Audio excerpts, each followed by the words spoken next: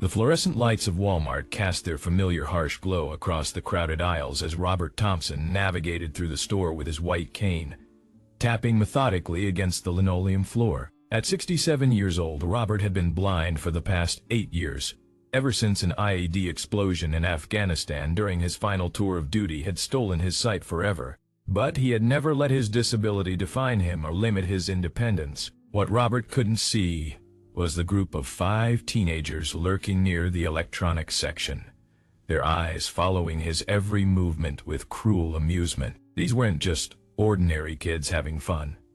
They were trouble, the kind that fed off the suffering of others, like vultures circling wounded prey. Tyler, the unofficial leader of the group, was a lanky 19-year-old with a face full of piercings and attitude to match. He nudged his friend Marcus, pointing at Robert, who was carefully feeling along the shelves in the grocery section, trying to locate a specific item. "Yo, check out Stevie Wonder over there," Tyler said with a sneer, loud enough for his friends to hear, but not quite loud enough to reach Robert. "Watch this." The group began following Robert through the store, mimicking his careful movements and exaggerated, mocking gestures. They walked behind him in a single file line, pretending to use imaginary canes and closing their eyes, bumping into each other dramatically and laughing at their own cruelty. Robert, focused on his shopping and trusting in the basic decency of humanity, remained unaware of the circus of mockery taking place just feet behind him. He had learned over the years to tune out background noise and focus on the task at hand, a survival skill that had served him well both in combat and in civilian life. As Robert approached the pharmacy section to pick up his prescription medications, Tyler decided to escalate their game. He grabbed a package of batteries from a nearby display and deliberately threw it in Robert's path. The package hit Robert's feet, causing him to stumble slightly. His cane clattered against the floor as he tried to regain his balance, his hand reaching out to steady himself against a nearby shelf. "Oops," Tyler said in mock concern, his voice dripping with false sympathy. "Looks like someone dropped something. Maybe you should watch where you're going, old man." The cruelty in his voice was unmistakable now, and Robert realized what was happening. His jaw tightened, but he maintained his dignity, kneeling down carefully to feel around for the obstacle that had been placed in his path.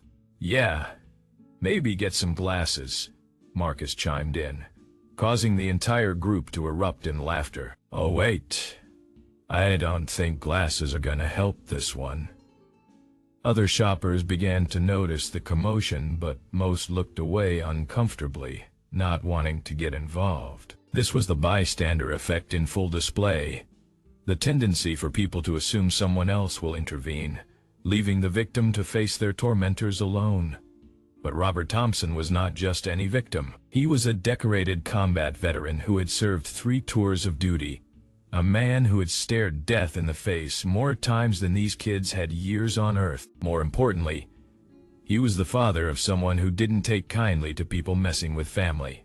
"You know what?" Tyler said, his voice getting louder and more aggressive. "I think this guy needs some help. Maybe we should guide him around the store. What do you say, boys?" They began to surround Robert, their voices getting more threatening. Marcus grabbed Robert's arm roughly, pretending to guide him but actually trying to disorient him. "Come on, Grandpa. Let us help you find your way around," Marcus said, his grip tightening. "Wouldn't want you to get lost in here." Robert tried to pull away, his military training kicking in as he sensed the threat escalating. "I don't need your help," he said firmly, his voice carrying the authority of someone who had commanded respect in much more dangerous situations than this. "Oh? But I think you do," Tyler said, stepping closer. "I think you need a lot of help. Maybe you shouldn't be out here by yourself. Maybe you should be locked up somewhere safe where you can't bother normal people." The words hit Robert like a physical blow. After everything he had sacrificed for his country, after losing his sight in service to people like these ungrateful kids, to be treated like a burden, like something to be hidden away, it was almost more than he could bear. But Robert Thompson had not survived 3 combat tours by backing down from bullies, and he wasn't about to start now. "Son," he said, his voice steady despite the anger building inside him, "you have no idea who you're messing with. I suggest you and your friends move along before this situation gets out of hand." Tyler laughed, a harsh sound that echoed through the store. "What are you gonna do, old man? Fight us? You can't even see us. Maybe we should teach you some respect." He shoved Robert hard, causing the veteran to stumble backward into a display of canned goods. The cans scattered across the floor with a tremendous crash, drawing the attention of everyone in the immediate area. Robert's phone, which had been in his shirt pocket, clattered to the ground. The impact caused it to dial the last number he had called. His son, Jake Thompson. Jake Thompson was 45 years old, a successful mechanic who owned his own shop, and had been a member of the Hells Angels motorcycle club for over 20 years. When he heard the commotion through the phone, his father's voice, the cruel laughter of young men, the sound of things crashing, every protective instinct he had ever possessed went into overdrive. "Dad?" he called out through the phone. "Dad? What's happening?" But Robert couldn't hear him over the chaos. Tyler and his friends were now actively pushing him around, knocking items off shelves, creating a scene that was both humiliating and dangerous. Jake could hear enough to know exactly what was happening. He had grown up with stories of his father's service, his sacrifice, his strength. To hear him being tormented by cowards who probably never worked a day in their lives sent Jake into a rage that burned white-hot. He immediately hung up and speed-dialed a number that connected him to his chapter president. "Brass," came the gruff voice on the other end. "Brother, I need backup at the Walmart on 5th Street. Now.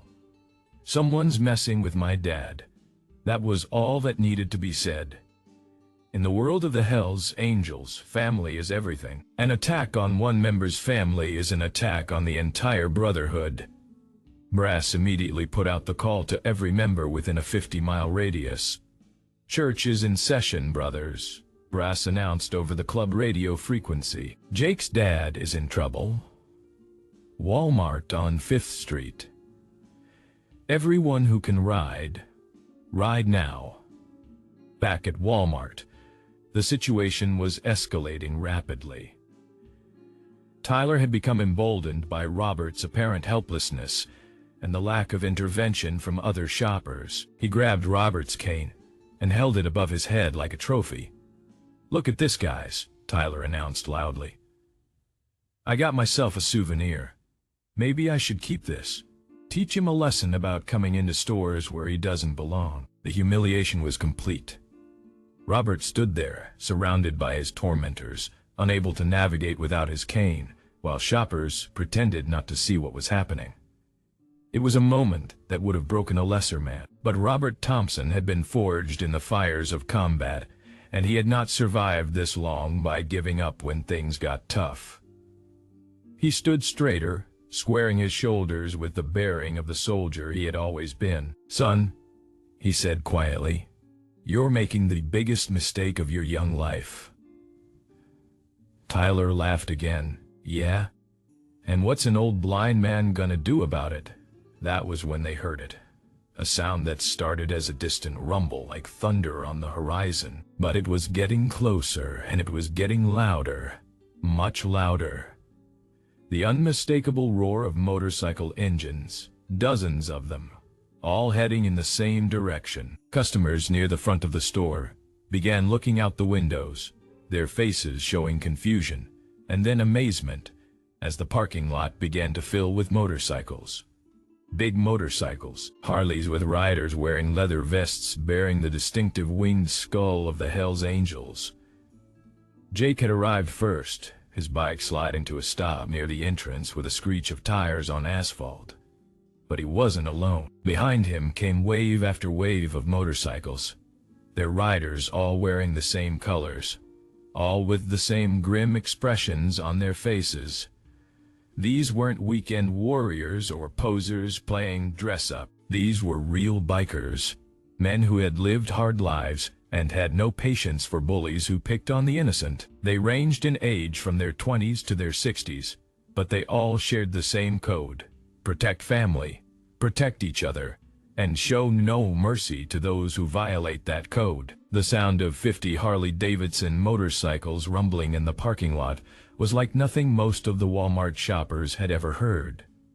It was the sound of justice arriving, loud and unmistakable. Inside the store, Tyler and his friends had stopped their harassment of Robert, their attention drawn to the incredible noise coming from outside. Through wide windows at the front of the store, they could see the parking lot filling with leather-clad bikers who all seemed to be looking directly at them.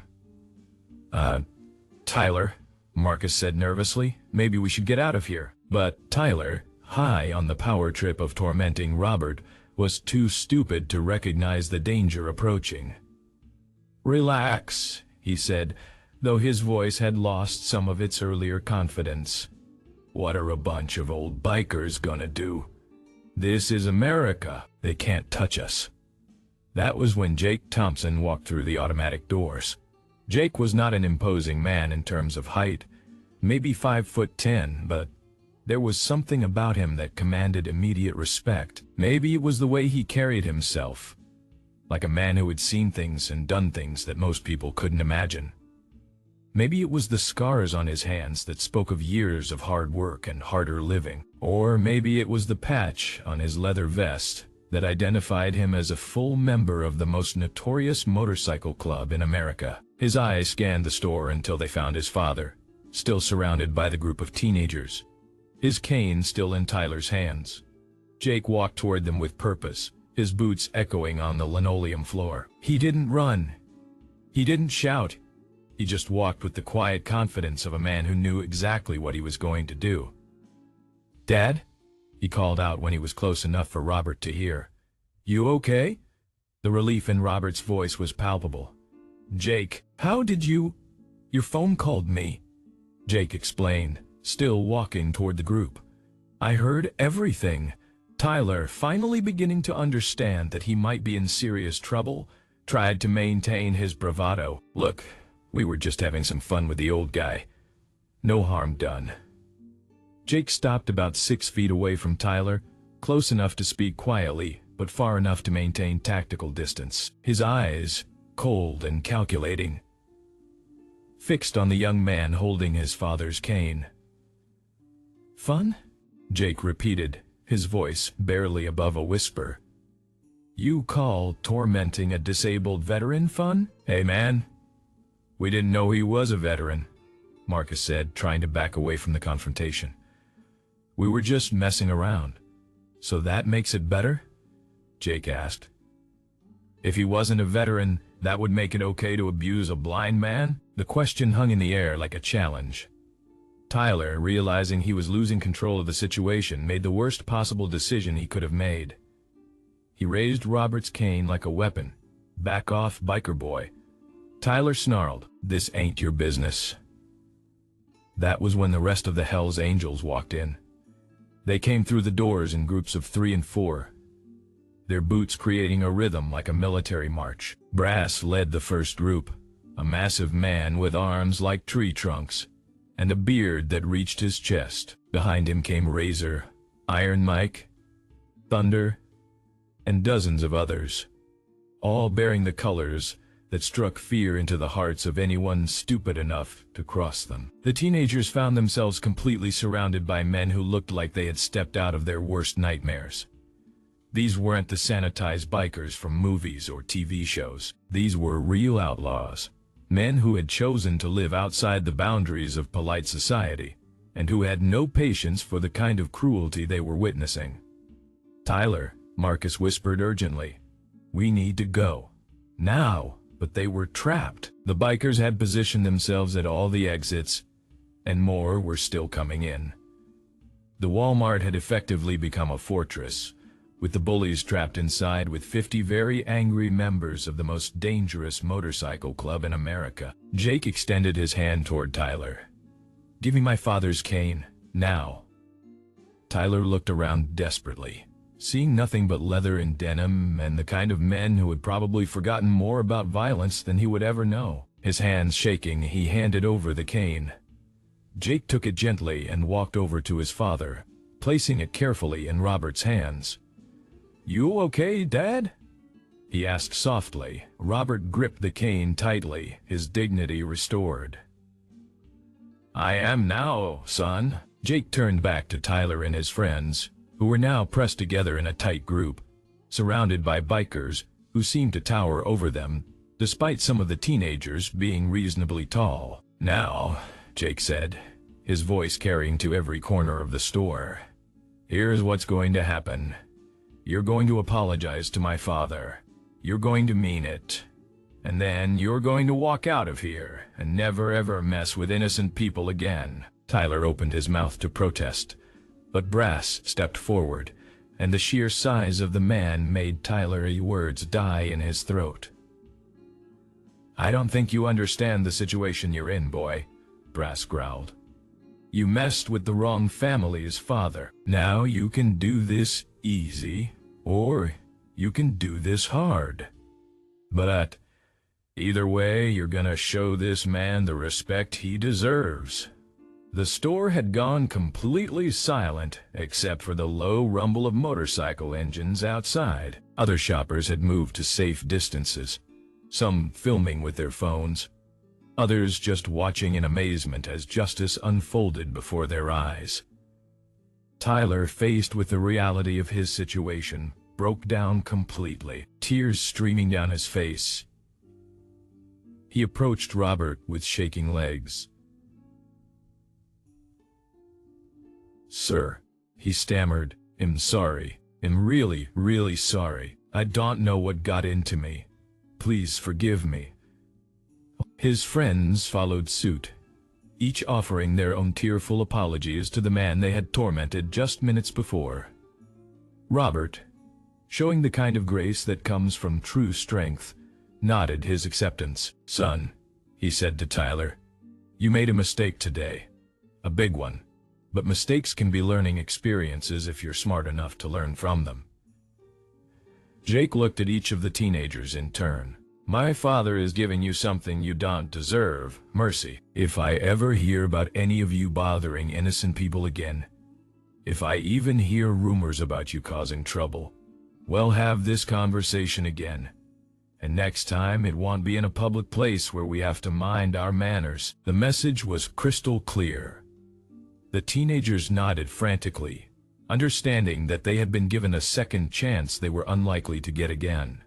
"Now get out," Brass commanded.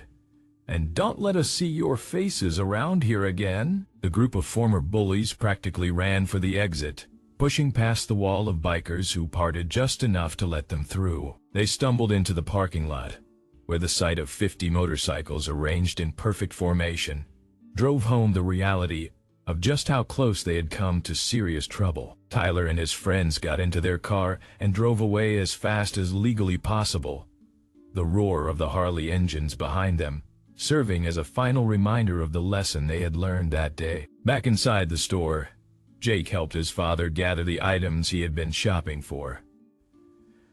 The other bikers gradually filtered out, but not before each one stopped to shake Robert's hand and thank him for his service. "You raised a good son," Brass told Robert before leaving, "and you served your country with honor.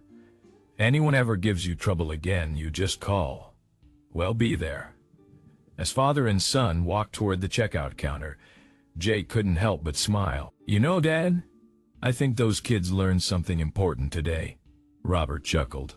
The first time he had smiled since the ordeal began. "I think they learned not to judge a book by its cover. They saw a blind old man and thought he was helpless. They had no idea he had 50 guardian angels just a phone call away." The story of what happened at Walmart that day spread quickly through the community. Security camera footage showed the entire incident, from the initial harassment to the arrival of the bikers to the tearful apologies at the end. But more importantly, it served as a reminder that there are still people in this world who believe in standing up for those who can't stand up for themselves, who believe that family extends beyond blood relations, and who understand that respect is not given based on what you can see, but on who someone is inside.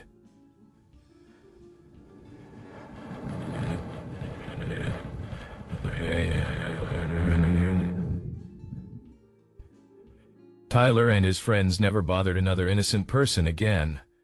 Some say they moved to another state. Others claim they spent the rest of their lives looking over their shoulders, waiting for the rumble of motorcycle engines that would signal their past had caught up with them. As for Robert Thompson, he continued his independent life, secure in the knowledge that his son and his son's brothers would always be there when he needed them. And Jake went back to his garage, proud of his father, proud of his brothers, and satisfied that justice had been served in the most appropriate way possible. Because sometimes, the best way to deal with bullies is to show them what real strength looks like. And sometimes, that strength comes roaring down the highway on 50 motorcycles, ready to defend those who sacrificed everything for the freedom of others. The lesson was simple but powerful. Respect is not optional. Family is everything. And karma sometimes wears leather and rides a Harley Davidson.